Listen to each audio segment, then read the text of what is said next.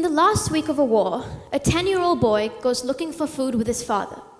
In an abandoned store, on a shelf, he finds two things: an old digital stopwatch and a handful of coins. He hangs the stopwatch around his neck and he wraps the coins into a handkerchief. He has no idea that 17 years later, that very handkerchief will hang on a gallery wall in Colombo, painted larger than life, titled simply Handkerchief 2. That boy is Ponnaya Peter, and today he's an award-winning artist, and his handkerchief and his stopwatch are two of the strangest objects I've ever built a talk around. I'm Nadia, and for the past few months, I've been sitting in artist studios in Colombo thinking about one big question with two young artists from Sri Lanka's north and east, Peter and Katharina Daniel, about one big question: how do you heal from something that never really ends? We're taught that healing means closure, that grief has a finish line, and once you cross it, you're done. I don't think that's the case.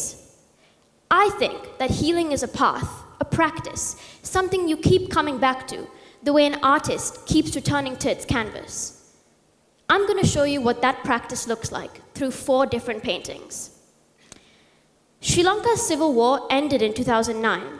It's a chapter that touched nearly every family in the island's north and east. And 17 years on, you'd think it would feel like old history.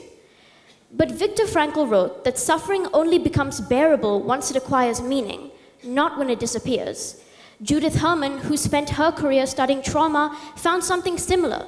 Recovery doesn't come from forgetting. It comes from being able to look clearly at what happened. The philosopher Paul Ricoeur went further. He argued that to stop trying to remember, even when memory is imperfect, and even when memory hurts, is its own kind of injustice, because it starts to erase who people are. That's the myth I want to push back on today, that healing means arriving somewhere and stopping. What I found sitting with these two artists is something close to an idea the trauma scholar Kathy Carruth calls belatedness. The idea that a traumatic experience isn't fully processed in the moment it happens. It returns later on a delay, which might be exactly why 17 years on, a new generation of Sri Lanka's youth from the north and east are only now starting to paint what they lived through as children. Let me introduce you to Peter properly.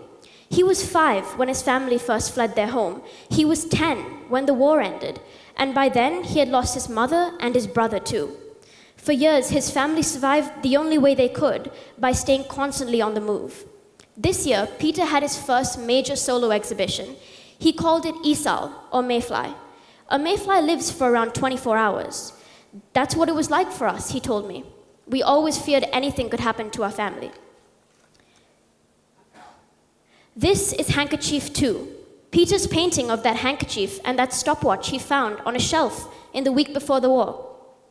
The burnt oak is the heat of the buildings on fire, the black and gray smoke and steel, and his people moving, always moving. Peter told me art is the best language he's found for his grief that he still can't put into words, for his mother, his brother, his land, all in the same breath.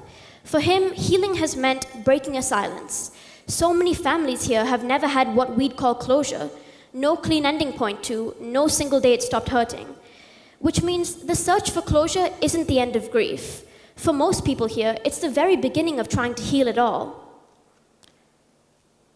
This one is Palam, or jackfruit. It was one of the first paintings Peter painted about his own healing, and I love it, because a jackfruit is such an interesting thing to paint your healing as. Thick, spiky, almost hostile skin, but sweet and nourishing on the inside. Peter told me it was hard at first to get through anywhere near his own emotions. He had to push through something hard and defensive before he reached what was underneath.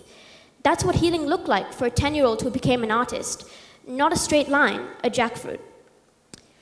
The second artist I want you to meet found her safe space somewhere much smaller than a gallery, her family's kitchen in Jaffna. Katharina Daniel was a student in the last few years of the war. She told me the kitchen was where she felt safe and where she kept count of the war outside, quite literally marking a tally every time she heard an explosion. This is Memories of Nostalgia. Katharina paints ordinary kitchen tools. This one is a pitubumbu, used to steam a Jaffna rice dish. She told me something I haven't been able to shake since. It did not matter if there were bombs, casualties, or rockets. People needed to eat, and the women of the house somehow fed the family. This painting isn't really about a kitchen tool. It's more about the quiet, unbreakable strength that kept families, kept entire communities standing. This is Faded Memories, the Jaffna Fort, a bullock cart, a window into a house that no longer exists, built out of materials, out of mixed media, parchment paper, fragile pressed leaves. It's Katharina's picture of the old Jaffna before the war, held together literally by materials that could break at any moment. Another Jaffna artist, Professor Sanathanan, put it this way: "The central point in all my works is still the home. Home was burning. I could not sleep nor share my trauma with anyone." That line is why I think this matters more than just Sri Lanka.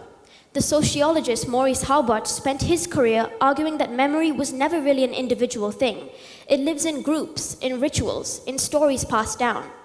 If you don't actively build spaces to remember, memory doesn't just fade, it gets erased.